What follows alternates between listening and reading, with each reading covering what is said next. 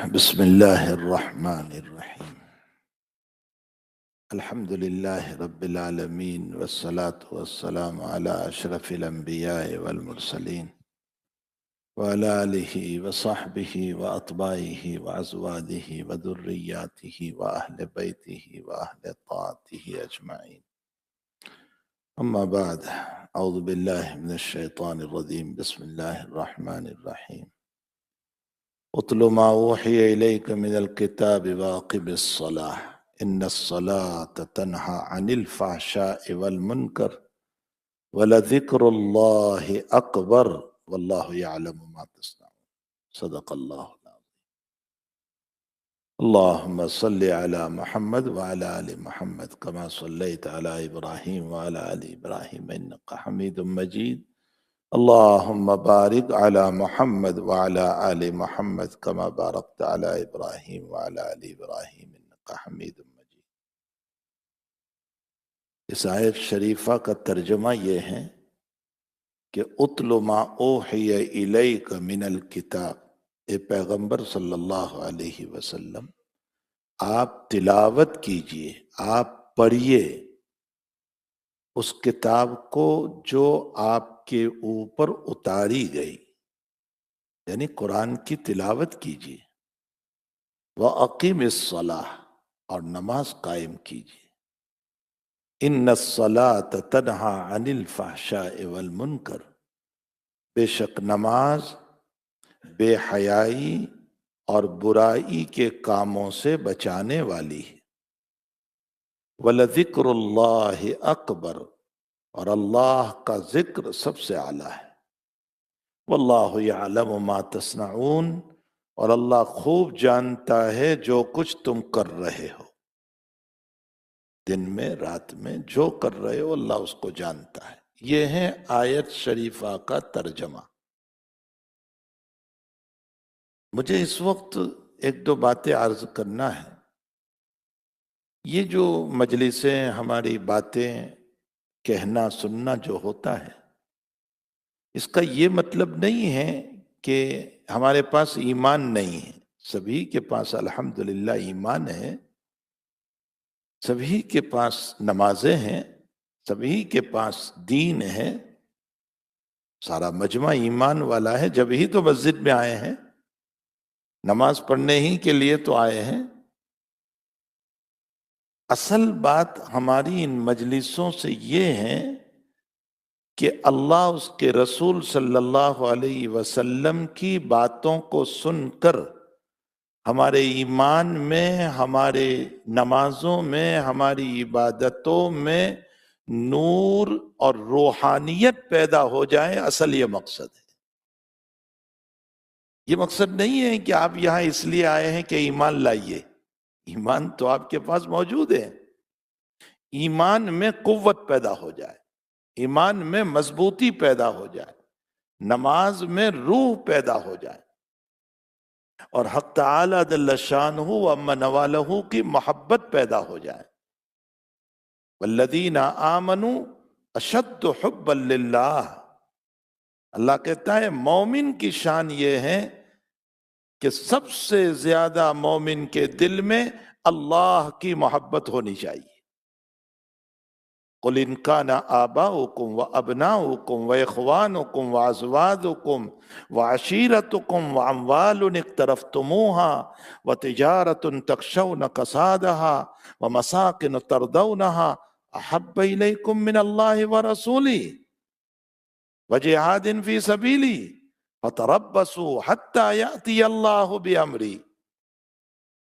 8 چیزیں ذکر فرمائی۔ 8، پیغمبر صلی اللہ علیہ وسلم آپ کہیے ان لوگوں کو، تمہارے والد، تمہارے ماں باپ، تمہاری اولاد، تمہاری بیویاں، تمہارے رشتہ دار، تمہاری دولت، تمہارا گول، تمہاری سلور، تمہارے شاندار مکانات، واموال اقترفتموها وتجارت، اور تمہاری وہ بزنس، وہ تجارتیں، تخشون کسادہا، جس میں خوف ہے کہ ڈاؤن ہو جائے گا، ومساکن ترضونہا، اور وہ پیارے پیارے مکان جسے تمہیں محبت ہے، میرے مکان میں یہ کلر، یہ ہو وَمَسَاكِنَ تَرْضَوْنَهَا أَحَبَّ إِلَيْكُم مِّنَ اللَّهِ وَرَسُولِهِ، اللہ اس کے رسول سے زیادہ محبوب ہے یہ،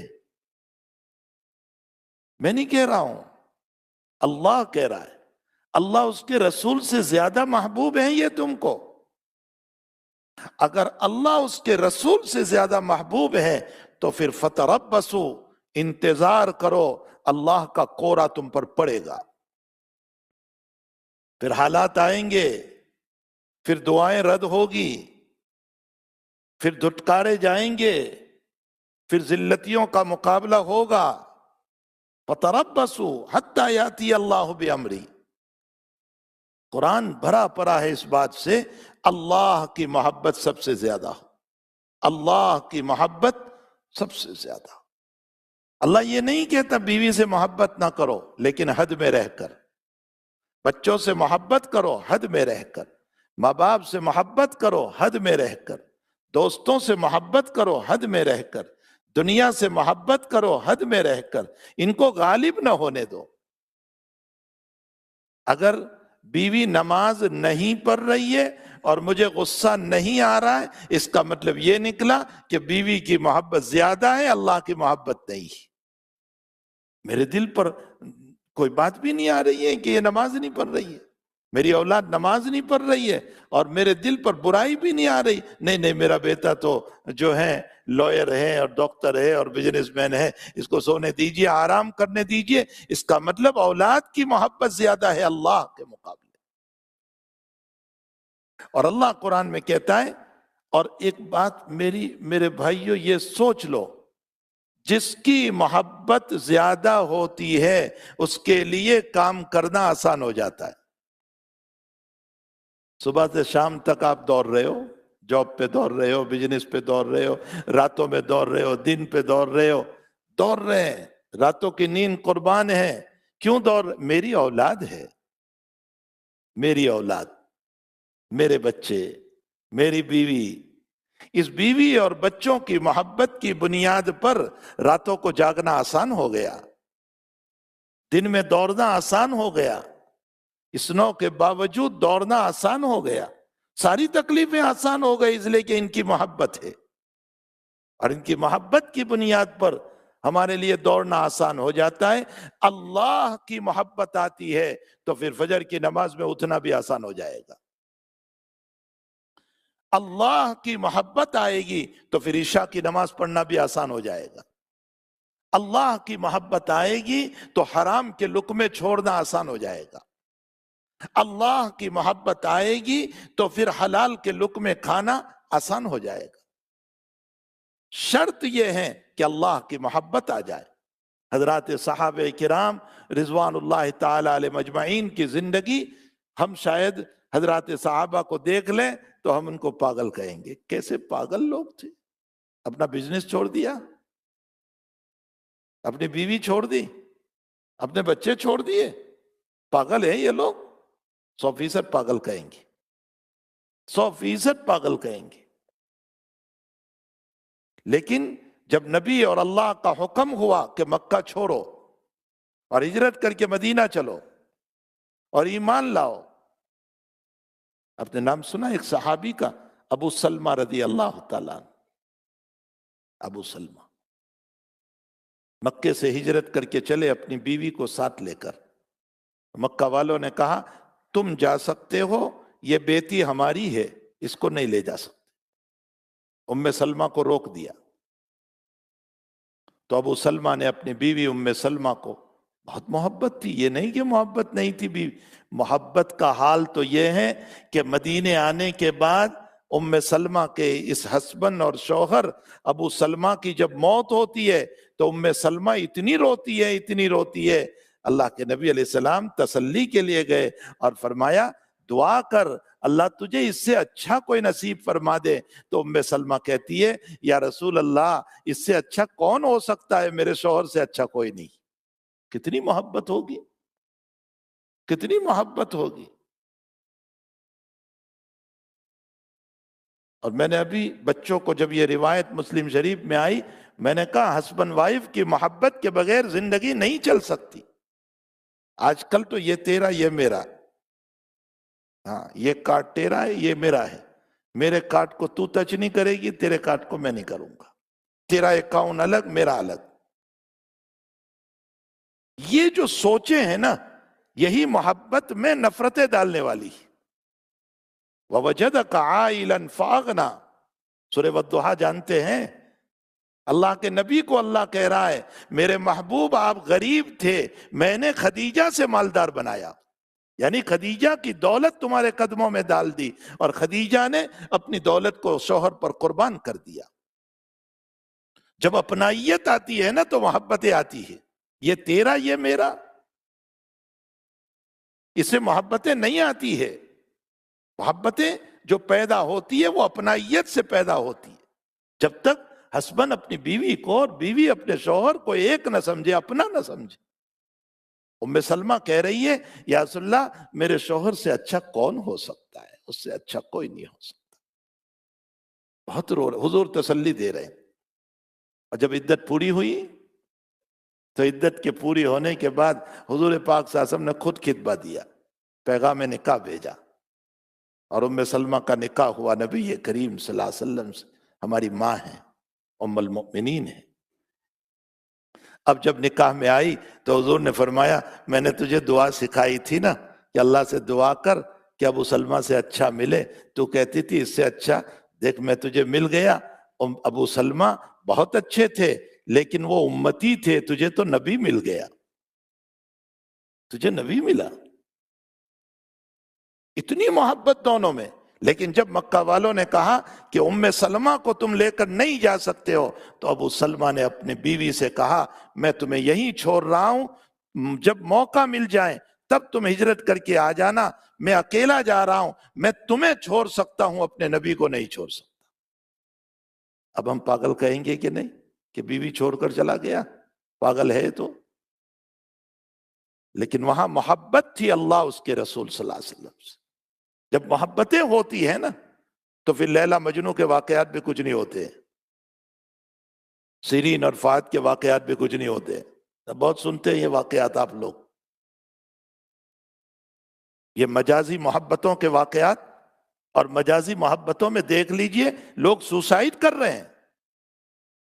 آئے دن آپ دیکھ لیجئے کہ اس لڑکی کی اس سے محبت ہوئی اور لڑکے نے نکاح کرنے سے منع کر دیا، وہ لڑکی روڈ پہ کود پڑی اور اس نے خودکشی کر لی۔ یہ مجازی محبتوں کا حال ہے۔ جب اللہ سے محبت ہو جاتی ہے تو پھر صحابہ کے لیے جان دینا بھی آسان ہو گیا۔ والذین آمنوا اشد حبا للہ، اپنے دلوں میں اللہ کی محبت پیدا کرو۔ جب تک اس رب کی محبتیں پیدا نہیں ہوگی، نمازیں پڑھنا مشکل لگے گا، زکوٰۃ دینا مشکل لگے گا، حج کرنا مشکل لگے گا، اچھے اخلاق مشکل لگیں گے، یہ ساری باتیں مشکل۔ صحابہ کی طرح تو مجاہدہ بھی ہم سے نہیں مانگا گیا، جو مجاہدے انہوں نے کیے وہ مجاہدے ہم سے نہیں مانگے جا رہے۔ ہمیں تو یہی کہا جا رہا ہے کہ دین پر چلو، بشریت پر چلو، اتنا ہی تو ہمیں کہا جا رہا ہے۔ لیکن اس میں بھی ہماری کمی ہے، اس لیے کہ اپنے رب سے محبت نہیں ہے، جو محبت ہونی چاہیے وہ نہیں ہے۔ والذین آمنوا اشد حبا للہ، مومن اس کا دل تو اللہ کی محبت سے بھرا ہوا ہوتا۔ آپ نے واقعہ پڑھا ہوگا حضرت مصعب ابن عمیر رضی اللہ تعالیٰ۔ مصعب ابن عمیر مکہ کا وہ جوان ہے، وہ مالدار ہے، میرے پاس اور آپ کے پاس اتنی دولت نہیں، وہ مالدار اور جوان ہے کہ جو روزانہ 200 درہم کا سوٹ پہنتا تھا۔ میں اور آپ شاید ہم $30 کا پہنتے ہیں۔ $200 درہم روزانہ، اور ایک مرتبہ پہنا غریب کو دے دیا۔ اتنی دولت، باپ دولت چھوڑ کر گئے تھے، باپ کی موت ہو گئی تھی، ماں نے بڑے لاڈ میں پالا تھا۔ جب نبی کریم صلی اللہ علیہ وسلم پر ایمان لائے ہیں، ہائے، چچا نے کہا یہ میرے بھائی کا مال ہے، محمد کا اگر تو بنا ہے تو یہ مال تجھے نہیں مل سکتا۔ مال تو مال، پہنے ہوئے کپڑے اتار لیے چچا نے۔ اور بالکل برہنہ حضور کی خدمت میں گئے اور اللہ کے نبی نے کپڑوں کا انتظام کیا۔ جب اہل مدینہ ایمان لائے سن نبوی 12 میں، قریباً 13-14 آدمی، جس کو بیعت عقبہ اولیٰ کہتے ہیں، حج کے اندر ایمان لائے۔ انہوں نے کہا یا رسول اللہ صلی اللہ علیہ وسلم کوئی قرآن سکھانے والا ہمیں بھیجے، تو حضرت نے مصعب کو بھیجا کہ جاؤ مدینہ ان کو قرآن سکھاؤ۔ اور اگلے سال حضرت مصعب 74 افراد کو لے کر آئے، 74 افراد کو، اور فرمایا یا رسول اللہ یہ میری سال کی محنت ہے۔ اور اللہ کے نبی علیہ السلام نے ان سب کو کلمہ پڑھایا، 74 افراد کو کلمہ پڑھایا۔ لیکن مصعب جب احد میں شہید ہوتا ہے تو صرف ایک تہبند تھی، کچھ نہیں تھا، اور شہید کو اس کے کپڑوں میں دفن کیا جاتا ہے۔ وہ تہبند اتنی چھوٹی تھی کہ سر ڈھانپتے تھے تو پاؤں کھل جاتے تھے، پاؤں ڈھانپتے تھے تو سر کھل جاتا تھا۔ حضرت سے پوچھا گیا، حضرت نے فرمایا سر ڈھانپ دو اس لیے کہ سر محترم ہے، اور پاؤں پر گھاس ڈال دو۔ 200 درہم کا سوٹ پہننے والا اپنے کفن میں اپنے پاؤں پر گھاس لے کر کے گیا، کیوں؟ اللہ کے لیے۔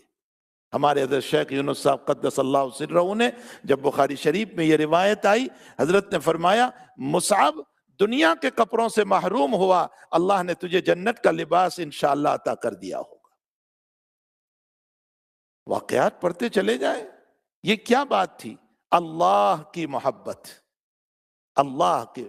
ہماری ان مجلسوں کا خلاصہ نہ قصے کہانیاں ہے، کچھ نہیں ہے، اللہ کی محبت کو اپنے دلوں میں پیدا کرو۔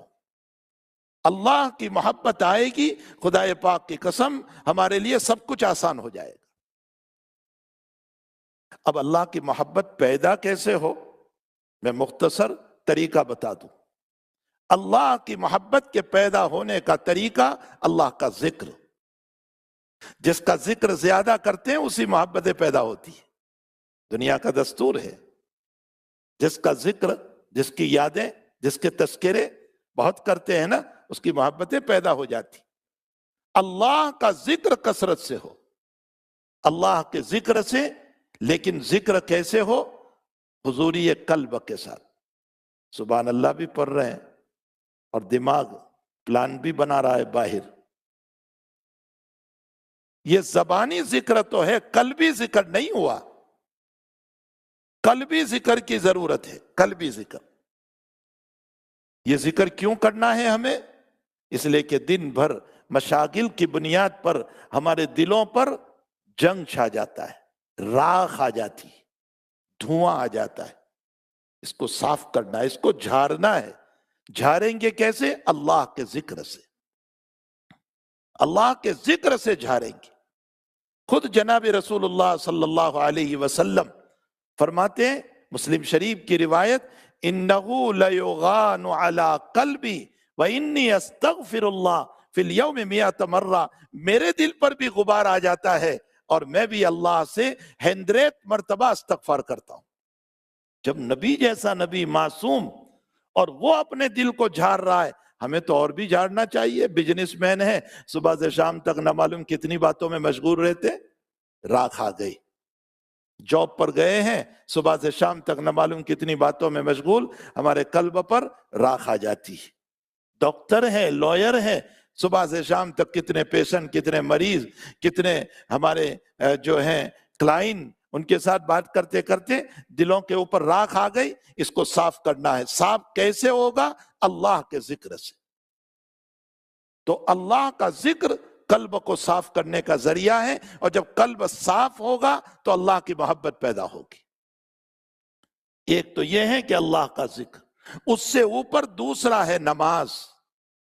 نماز سے اللہ کی محبت پیدا ہوتی ہے۔ اقیم الصلاۃ لذکری، اقیم الصلاۃ لذکری، فرمایا میرے ذکر کے لیے نماز قائم کرو۔ پھر نماز تو کیسا ذکر ہے؟ اب اس وقت نہیں ہے، ورنہ میں وضاحت کرتا۔ نماز قولاً بھی ذکر ہے، فعلاً بھی ذکر ہے۔ سبحان ربی العظیم، سبحان ربی العالی، اللہ قول ہے، اور فعل رکوع میں بھی جا رہے ہیں، سجدے میں بھی جا رہے ہیں، عاجزی کے ساتھ ہاتھ باندھ کر کے کھڑے ہیں، فعلاً بھی ذکر ہے، قولاً بھی ذکر ہے، اور پھر غائبانہ بھی ذکر ہے، حاضرانہ بھی ذکر ہے۔ غائبانہ سبحان ربی العظیم، سبحان ربی العالی، اور حاضرانہ ایاک نعبد، اللہ تیری ہی عبادت کرتا ہوں، بات کرتے ہو گئے اللہ سے۔ حاضر بھی ذکر، غائب بھی ذکر، قول بھی ذکر، فعل بھی ذکر، یہ نماز کا ذکر ہے۔ لیکن حضوری قلب ہو۔ عشاء کی نماز میں 17 رکعتیں گن گن کر کے آپ نے پڑھ لی، ٹھیک ہے، لیکن دل ہی حاضر نہیں تھا۔ ٹھیک ہے، یہ صورت جو ہم نے بنائی ہے نا نماز کی، صورت جو بنائی ہے، اس کا ثواب ملے گا، یہ نہیں کہ ثواب نہیں ملے گا، اس لیے کہ ڈرامہ چھوڑ کر آئے ہیں، اور جو ہے کامیڈی چھوڑ کر کے آئے ہیں، اور فون چھوڑ کر کے آئے ہیں، اور نہ معلوم کیا کیا چھوڑ کر کے آئے، اور نیند چھوڑ کر کے آئے، اور نماز پڑھنے آئے، تو ضرور ثواب دیں گے اللہ اس صورت کا بھی، لیکن صورت کے ساتھ حضوری قلب چاہیے۔ تو پہلے ذکر اللہ، اس سے اوپر نماز، اور نماز سے اوپر سب سے اعلیٰ درجے کا ذکر قرآن کریم، قرآن کریم کی تلاوت۔ اتل ما اوحی الیک انا نحن نزلنا الذکر، اللہ خود قرآن کو ذکر کہہ رہا ہے، وانزلنا الیک الذکر لتبین للناس، ہم نے ذکر اتارا ہے تم پر۔ قرآن سراسر ذکر ہے، اس کی تلاوت ہو، اس کا پڑھنا ہو، معمول بناؤ۔ یہ قرآن کا ذکر کیسا ذکر ہے؟ جناب رسول اللہ صلی اللہ علیہ وسلم نے فرمایا کہ ایک آدمی قرآن کی تلاوت میں لگا رہا اور دعا نہیں کر سکا، دعا نہیں ہو سکی، حالانکہ الدعاء مخ العبادہ، ساری عبادتوں کا خلاصہ دعا ہے، لیکن وہ دعا نہیں کر سکا، دعا کا ٹائم نہیں ملا تلاوت قرآن کی وجہ سے۔ فرمایا قرآن اتنی بڑی دولت ہے کہ بغیر مانگے ہوئے بھی اللہ اس کی ضرورتیں پوری کر دے گا، یہ بہت بڑا ذکر ہے، اس لیے تلاوت قرآن کا اہتمام کیا جائے۔ اللہ تعالی ہم تمام کو ذکر کی توفیق عطا فرمائے۔ اسی لیے میں نے آیت پڑھی وَلَذِكْرُ اللَّهِ أَكْبَرُ، اللہ کا ذکر سب سے بڑی چیز ہے۔ واللہ یعلم ما تصنعون، اللہ ہم سب کو اچھے کاموں کی توفیق عطا فرمائے۔ وصلی اللہ علی النبی الکریم۔